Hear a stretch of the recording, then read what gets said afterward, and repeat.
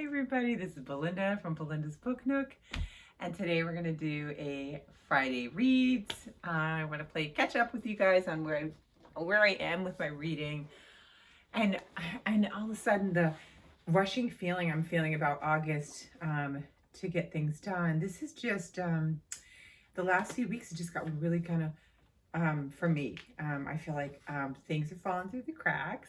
And then I, keep forgetting things that I need to do. So, and I'm just feeling pulled in a lot of directions. And hopefully, probably in another week, I will all subside. We've got family flying in today. Some families coming from Hawaii. We have some family from Florida coming in. And so, it's just trying to juggle and figure out how I can make time for the things that I need to do, want to do, things that I have to do, and then and then just trying to also coordinate time to get prepared for the new school year for both of my boys. And so it's just been a little crazy, and I'm like feeling like rushed because I feel like I should have progressed. I should be further along in my reading for this month already. I know, what are we at? It's only the 4th, but for whatever reason, I feel like I know that this 1 week is going to rush by really fast. And before you know it, we'll be almost like halfway through the month. And then I'm going to be like, oh, I'm not going to be able to do. So I had put together a summer TBR, which I'm going officially, when I say summer TBR, from the summer, the start of summer, and I think it was the 21st of June, and ending at the end of summer. So not, sometimes people will associate that only at the end of August, because September is kind of like, the 1st of September is like school. But I'm going to dip into obviously next month, which, what's new? Let's all face it. We know that I'm pretty normally, my TBRs kind of blur into different months. So that's kind of my my mode of operating. But I have first explain my little, I don't know if you can even see it. Look at my fingers. They're dyed red.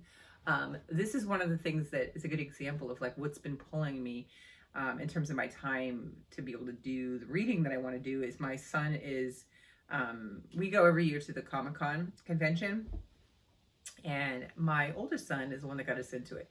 He got into comics when he was young, and I said, I'm going to read comics because I want to have a connection with him. So we started reading comics together, and he got older, he heard about the Comic-Con, and he wanted to go do that. And so we were like, okay, if that's what you want to do, we're going to go. And I didn't know what to expect. Had never been to one. And so fast forward to now, we like love going. And I think I would even go if he's not here. I think it's just really, it's a very different crowd. The experience is just really cool. Some people buy their cosplay, their costumes that they're wearing, and some people make. For most years, my son has bought things, and this year he decided to make his own. Now, I say he decided he was gonna. That really meant he and I, and leaning hard on mom to do it. He knows that I have a lot of craft stuff and a lot of craft supplies, and so we work together. He wanted to be the Prowler, which is from the new Spider-Man movie. He had kind of his own vision, what he wanted to do. And so we worked off of some fan art that we thought would be, so that somebody that would know the character will know who he is. So literally we just did final tweaks even today. And it starts today and it goes through the weekend. And we're going to go with my other son. My younger son will go tomorrow. But this is his big year. He's going, he's now adult anyways. So he's going today, tomorrow, and Sunday. So he'll go all 3 days. They have like competitions. One of the things that I really, really love about going to them is getting the opportunity to see the artists there. You get to meet a lot of artists that these are people, some of them are well known for doing comics or things that we're familiar with, but if you follow that, because that's one of the things too, when you read comics, you start to learn who the artists are on the comics. But other people are just like, you and I, they might be somebody that's an artist that has just created something and they've got a table and they're selling their stuff. And it can vary. Like you have people that are creating, my husband one year got this, like, it was a metallic, like, structure. I think he's like some kind of warrior, and it's made with bolts and nuts and all sorts of other metals melded together. Really fabulous. I tend to get little prints, art prints. I love to get art prints, and I put them in my craft room. I always usually get at least one t-shirt. And so there's always just fun things to see. So that's kind of my thing. This year I looked, I think it was supposed to be Rosario Dawson was supposed to come, but she canceled, and I would have liked to see her. I can't remember some of the other people that are coming, but there are people that are pretty famous that will be there, and you can see them. Sometimes you can pay to get a picture with them or their autograph or whatever, and things like that. So that has taken up a lot of my time. I am so excited to be done with it. As much as I love doing it with him, I'm just ready to, like, I want to go. I just want to read my books. I want to, like, my journal isn't even set up for August yet. It's blank. It's blank. I don't have anything in here. It's like I usually put my calendar and everything and get my TBR. I apologize if you can hear. That's my neighbor's dog right now. And I need the windows open because we're getting a lovely breeze right now. So I'm kind of keeping that open. So anyway, so that's been taking up my time.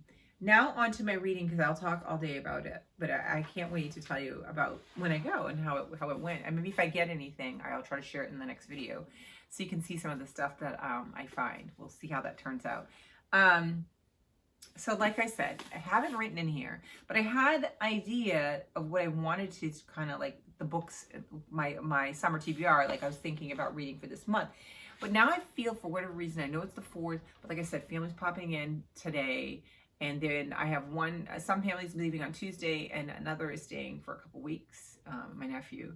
And so I do want to try to reach out and be able to spend time with him. So I'm cautiously optimistic that I'll get to read as much as I want to. But I want to make sure that I do get through some of the stuff that I had hoped to do anyways for this month. So the one that I mentioned to you guys that I'm loving with my little coordinating page flags is Decent People by Deshaun Charles Winslow. I am loving this. And look at the flag. So I color code my flags sometimes. Sometimes I just use them and I love the color code to match. And other times I do like this, like I write like what they signify, so it makes it easier for me. So I have this color, and the top, that one there is for characters, because I'm so bad remembering characters sometimes. I think I started a book earlier this year that I ditched because I was like getting so tired of the new characters. I'm like, what? Like, stop. Who can remember all? I mean, is this person significant, or do I just let that go out of my brain? So too much strain. Then I have the darker gray one here, is historical facts. Anything that's like a historical fact that I wanted to kind of look up. And then this one is just kind of a mauve-y color. That one is quotes. And then this one's gray because this is kind of a mystery. I have clues, things that I might think is something I should remember or something that might help me figure out, which, let me just tell you right now, spoiler alert, I never figure out what it is. I just don't. Every mystery I've ever read, any book that has something that you have to figure out, I am usually on the wrong track. So I won't be right about it. So there's that. I'm definitely going to finish that. That's for book club. The other ones that I was thinking about that I wanted to do this month, I'm going to show you what I'm thinking about, and then we're going to talk real, okay? So if I were saying what I think I wanted to do this month, to kind of fulfill what I would feel happy that I could do, and that's kind of along the path of what I want to do, is I would have my summer read, the beach book, which is Summer on Sag Harbor by Sunny Hostin, her book 2. I just want to read it. I just know I'm going to enjoy it. And I feel like summer is in the title, so I want to read this in the summer. I don't want to read this in the fall. I don't feel like I'm going to feel it as good in the fall. So I really would love this to happen. But we're looking at it, and it's kind of big, and I'm going to be kind of busy because my youngest will be starting school in 2 weeks. Yeah, right? 2 weeks. And so once that happens, you'll watch the videos. You see how I transform. Transition isn't good for anybody. Like, the kids don't want to go to school. He doesn't want to go back to school. I don't want him to go back to school. I don't want to make lunches. I don't want to get all the flooded emails or the texts or, forms to fill out for the umpteenth time. So I will probably start looking kind of cranky for a little while, and that'll smooth out probably early September, and I'll start to get into my groove again. But I'm hoping to get into this before the summer is over. Even if it slid into September, if I could at least start this officially in the summer, I would be happy. So there's that. This is a wish if I could. We're talking about I have to still read my book club one. The other one I wanted to read was, and I told you guys about these books, right? So this one is going to be set in Sag Harbor. It's but it follows the characters from her previous book, which was Summer in the Bluffs. When that was set in Martha's Vineyard, where I vacation, and so that was really cool. I've never been to Sag Harbor, so this follows one of those characters, and it goes to it follows one of those characters from that first book, and then it adds in some new people. So there's that one. So this is the other one that I got that I still don't like. I don't know. I toy with taking this off. Isn't this weird? This isn't the autograph. Like I kind of want to take this off. This I can't. It's Target, so they put it right into the design, which is annoying. But this is All the Lonely People by Mike Gale. I just thought this one sounded really fun. This one could be read in the fall, so it could potentially go into the fall. But I just thought this would be a fun one for this summer. Like, I think it would just float along, and it's about a gentleman. I think he's a grandfather. He's not a grandfather. He's a widowed. He's a father, and his daughter is in Australia, and when he's communicating with her, because they're such far away, I think he's in England. He's originally from Jamaica, and he starts to, he wants her to feel comfortable that he's all right, and he starts to create this story of a life that he's really not living. And she decides that she's going to eventually come meet him, and now he's like trying to figure out how to create some of that so that she doesn't find out like he's like a fraud about how he's been living. And I think what's going to happen, if I was going to guess, is that he's going to start doing things and getting out of his shell and doing things away from his routine and actually become really happy.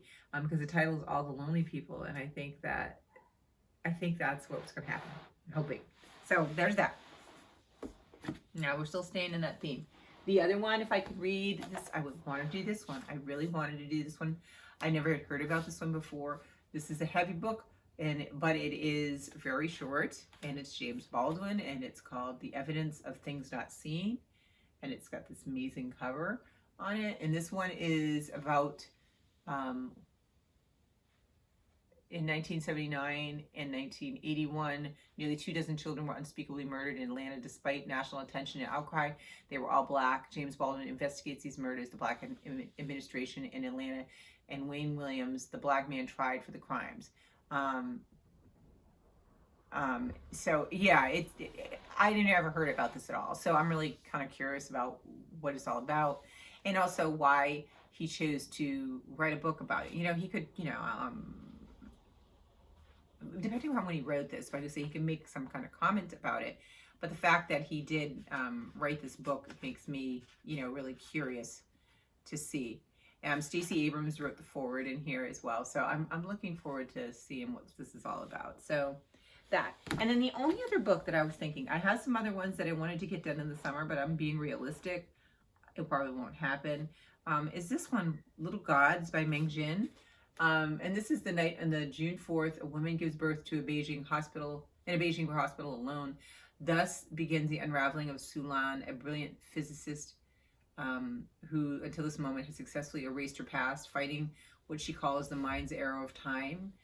17 years later, Su Lan's daughter, Leah, brings her mother's ashes to China, along with the silences and contradictions of Su Lan's life, in a territory inhabited by the ghosts of the living, and the dead. Leah's memories are joined by those of two others. It goes on. It just sounds very, when I picked this for summer, aside from like a fab cover, but I just feel like this sounds like a story that I would really get absorbed in. And I like that. Sometimes you're just sitting outside or like sitting out on my patio and I'm taking in the sounds around me, but then I just get so absorbed that everything fades to the background and I'm just hearing the story. This somehow felt like it would do that. And I envisioned myself reading this on my patio. So I don't know. I don't know if it'll happen. But there's that. But then let me tell you my real dilemma. Okay, so that said, those are the books I had mentioned to you all before, and I said I wanted to read them. But then look what happened. So yeah, let's get it on first. So on my Kindle, in my account with Libby, I have put stuff on hold. They keep trying to give me this hold. And so I put some things on hold and they're all popping up now. So I'm like, and I told you how I have just like I don't have as much restraint. I am better now with buying books, but having restraint with checking books out in here. Like I'm like, you're not gonna be able to read it. Why are you doing that? You're just taking it away from somebody else, right? So I need to do better. That's something I'm gonna work on and set as a goal for next year. But this year, I have one came up and I couldn't say no because first of all, it's an audiobook. And listen to me, it's 1, 2, 3, 4, 5 hours. Not 5 hours. 5 hours. We can knock that out quick. It is because I realized I didn't read. I don't know if I've read any biographies or autobiographies or memoirs this year. I'm not sure. I have to look at my trusty journal. Thank goodness we have that. Because like I said, I'm never really doing anything on Goodreads, so it's like, but this one came out and I really want to read it. I love this actress. Her name is Cheryl Lee Ralph. I don't know if you're familiar with her, but she is a actress, a singer, and she was in a lot of things along things in my past when I was growing up that I enjoyed, but most recently she's on a TV show called Abbott Elementary, and she's a teacher. I think the school is supposed to be in Chicago. Am I right? I can't remember. But she just won an award for her performance on that show, and I'm so excited for her because she's just like, listen, she should have got it before. She's just really great in everything she is in.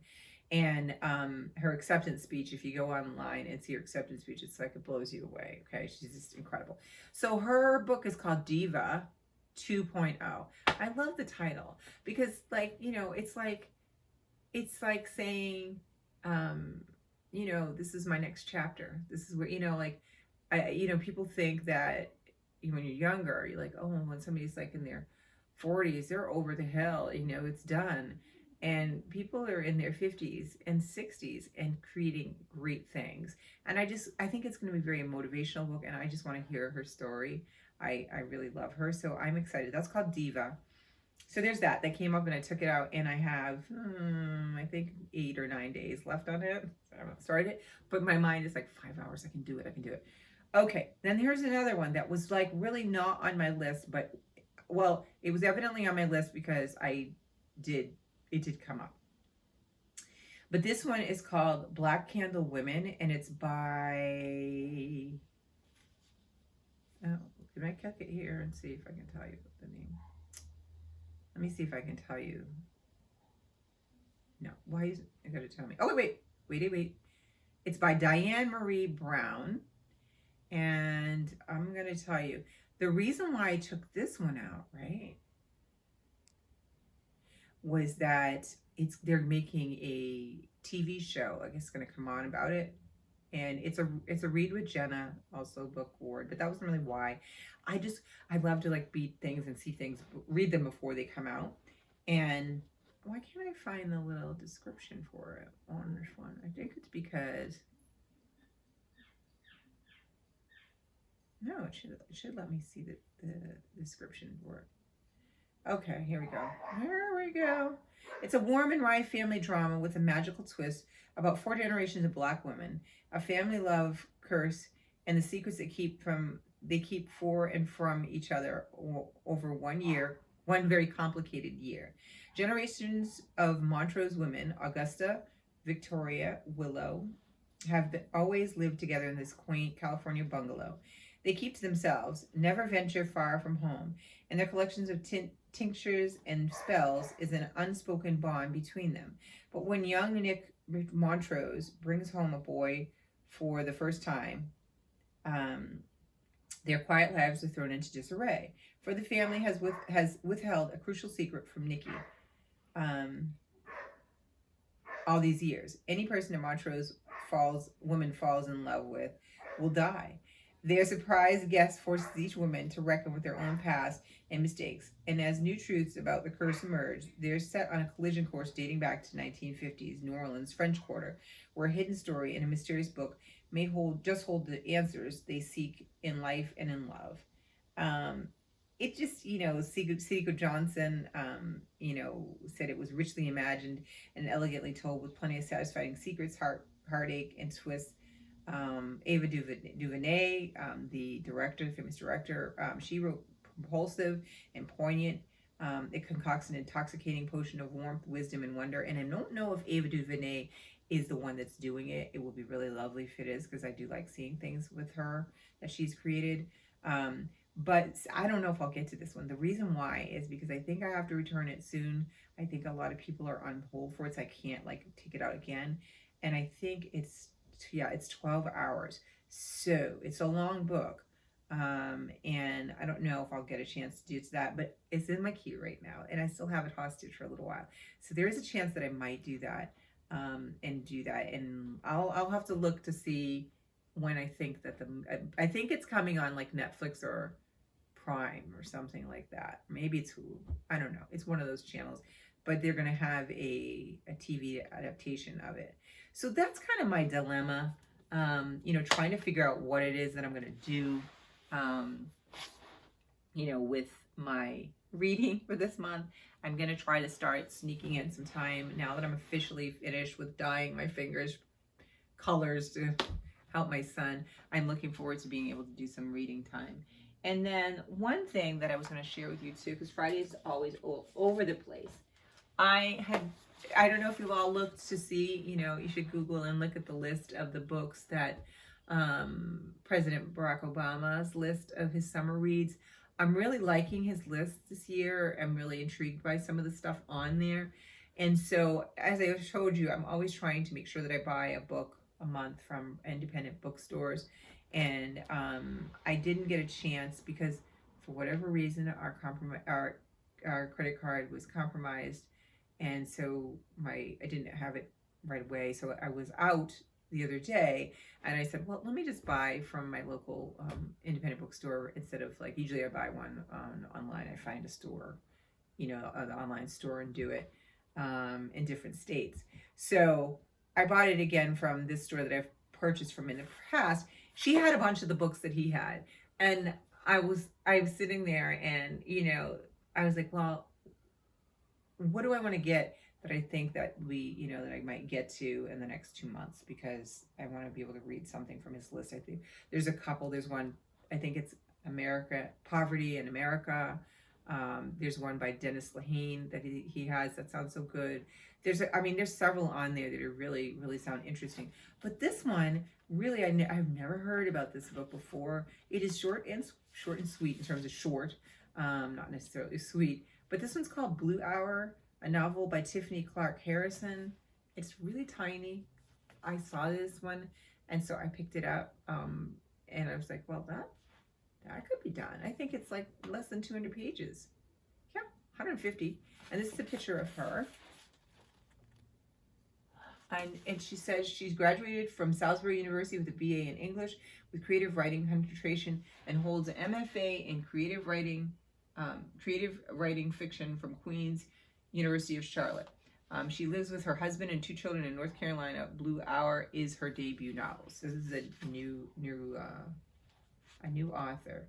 And the book is it's heavy, but I thought it's so relevant because I have 2 Black boys, right? So it says, our narrator is a gifted photographer, an uncertain wife, and a biracial woman.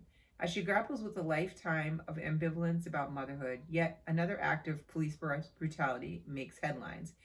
And this time, the victim is Noah, a boy in her photography class. Unmoored by the grief of a recent devastating miscarriage and Noah's fight for his life, she worries she can no longer chase the hope of having a child. No longer wants to bring a black body into the world.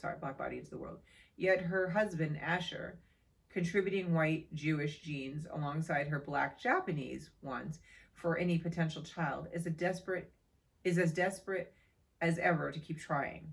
Throwing herself into a new documentary on motherhood and making secret visits to Noah in the hospital.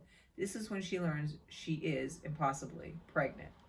As the future shifts once again, she must decide what she dares hope the shape of her life will be.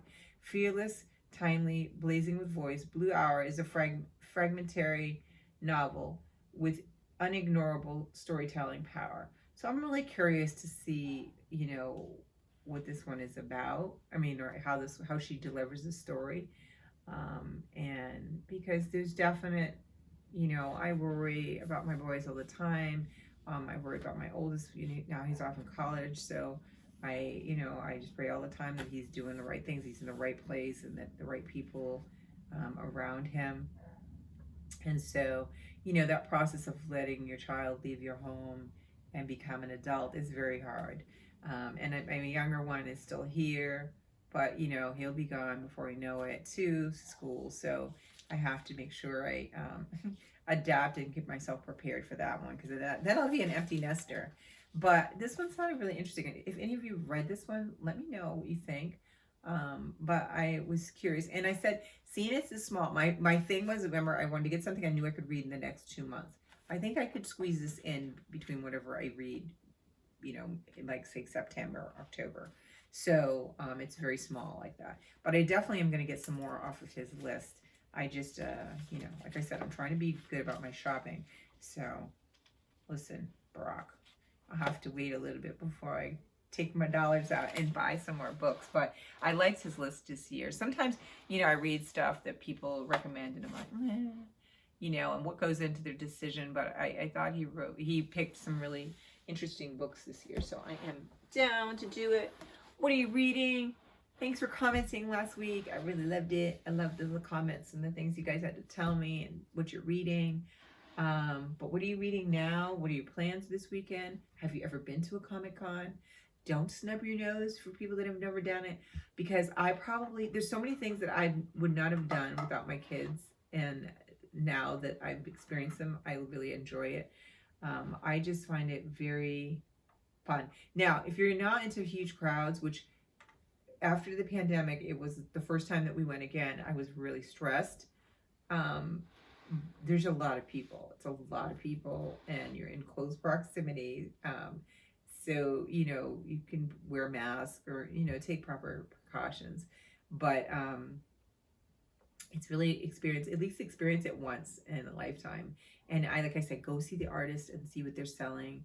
And, I wish that I could support all of them, because I know they're all there and they want to present their stuff. So the big thing is like, you're walking through and they're watching you, looking at their stuff. And then you might pick something, or if you don't, you go to the next table, that their eyes may still be on you. So I always have it's a soft spot, because I feel like, these people are really still putting themselves out there to you to present their art and stuff like that. So that's my plans tomorrow. And then on Sunday, my family is going to be getting together, the ones that have flown in and everything, and we're going to all grill and have a good time, and the weather's supposed to be great, and stuff our faces and all that good stuff. So anyway, I will talk to you guys next week. And yep, it's true. The spring vlog has not been done yet. I don't know. I know I'm going to get it to you guys. When is the time? I don't know, but that is coming too.